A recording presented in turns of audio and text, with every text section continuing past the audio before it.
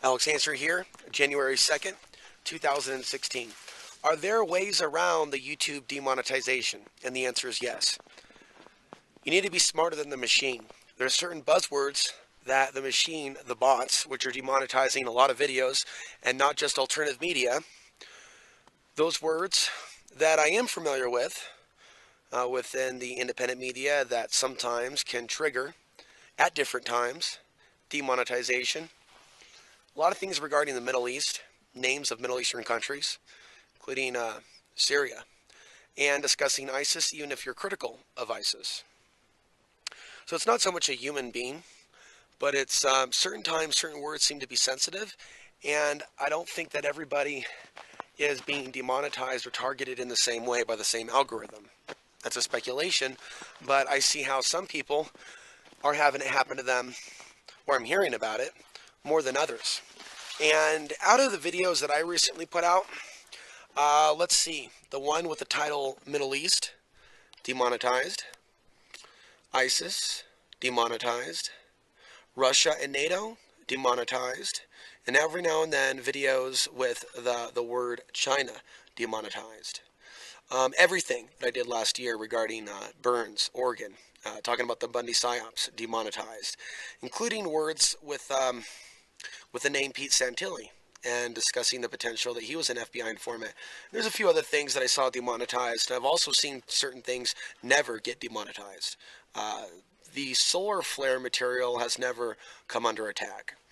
Anything regarding the future, if I use the word invasion or Chinese invasion or Russian threat, those words do come under. So a lot of you think of Google as it just being a Western thing, and you know, I really don't know that it is.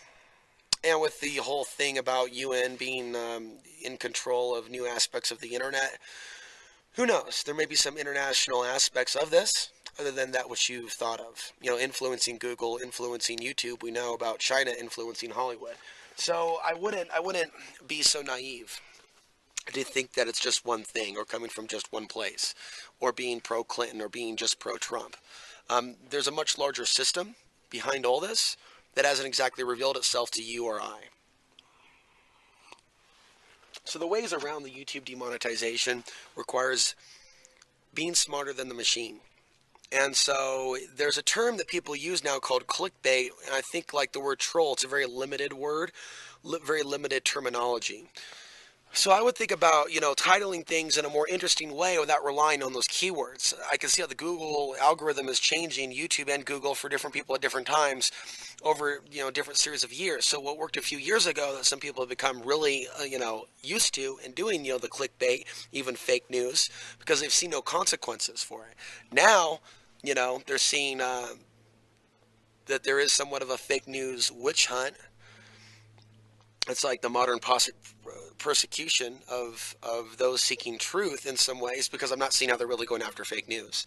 I'm seeing how they're going after innocent people that have strong opinions that have at times allied themselves and their opinions with that of RT or Russia. I may not agree with it, but do they have the right? They have the right. So this is the situation that we're finding ourselves in. The day and age of the fake news witch hunt, going after those seeking the truth, as well as these Autobots going after keywords. So coming up with ways to bring people's interest to whatever your topic is. For me, I'm into a lot of different topics, and so I'm hoping to become more successful getting into all of my material.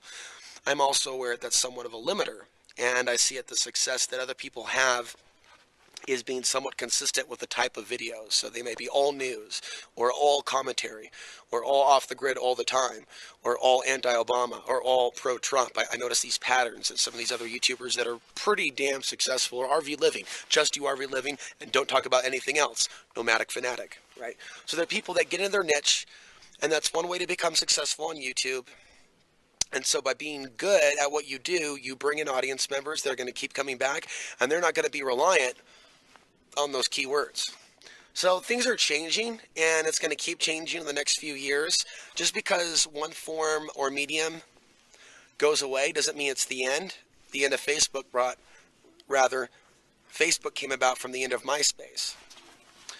YouTube came about from the end of Google Video, but in reality it was the same entity. But they were able to literally go, okay, Google Video is going down, you can move your videos over, and you need to do it by this date in 2012. And I and others moved all our content over to YouTube from the Google server. There were other websites that I used to have videos on, like was it Blip TV? No longer in existence. So about 100 videos went down and will never be seen again because I missed their deadline to download and move them over. So even if we see certain bumps in the road with advertising YouTube, unless the grid as a whole is going down, I mean the whole thing, solar flares, the whole shebang, unless that's happening, have faith.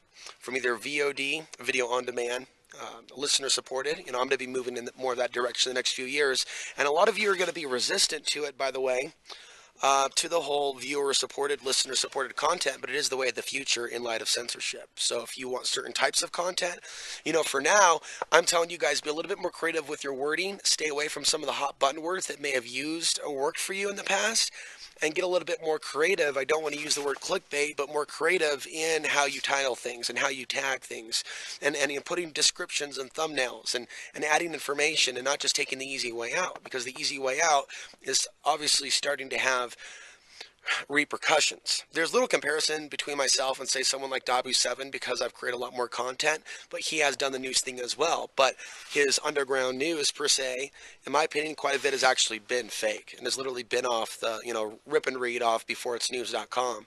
And there's a lot of people on YouTube that do that with their news. And they're being paid by Google. And like I said in other videos, how weird is it that there are people that are making money off their Google conspiracies in which they talk about and write about. So that's really the nature of the machine. Certain politicians, it's like they play along with certain conspiracies about them as well, because it's not about them. They're there to play a role. So, you might have scratched your head and gone, why have they allowed certain conspiracy theories about Obama and not so much Trump? There's just not as many. Doesn't mean there's not, things to look at with regards to Trump. There are. But Obama was the one. They made it popular to hate. And there's a lot of money that was made for a lot of people after 2009. There's a whole industry that opened up. The hate Obama industry was very, very profitable. And the pro-Trump, humping the Trump way of using your YouTube channel or reporting on things has also been very, very profitable for people. Oh yeah, just blame it all on Hillary Clinton. Yeah, Donald Trump literally was sent by Jesus. So in my opinion, some people have figured out these formulas. Be anti-Trump when Trump's the president. Be pro-Trump when he's coming up. And watch your numbers literally go to the sky. I think there's going to be a downturn, though, for those individuals that have heavily invested in the pro-Trump meme, because they're going to find how establishment he actually is in the end. And they're not going to look very good. They're not going to look very good in a few months or 6 months. They're going to be backpedaling, and they're going to find themselves forced almost to save face to, in the end, defend every single action of Donald Trump, no matter what he does. They will not repent of their actions. So there's some major shakeups, obviously, going on politically, even if that's not your thing. You may have clicked on this because you're just simply interested in avoiding problems. And like I said, don't give up. Be creative. Go out and expand your demographic.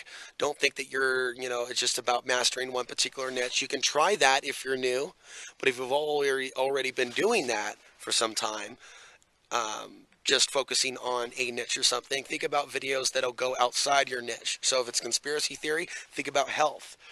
If it's off-grid that you're always doing, why don't you talk about something actually going on in the world? If it's how-to that you're doing, think about something political. Again, if you're just doing political, think about a how-to.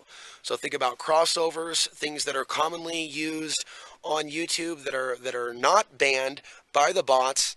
And of course, think long term. I and others may have to find a way to make an income off YouTube in the next year if some major things go down. And if that's the case, we're relying on some of our supporters to help us continue doing what we're doing. I'm Alex Ansary, signing off. June 2nd, 2015, 2016, June 2nd, 2017, off the grid in southwest Colorado.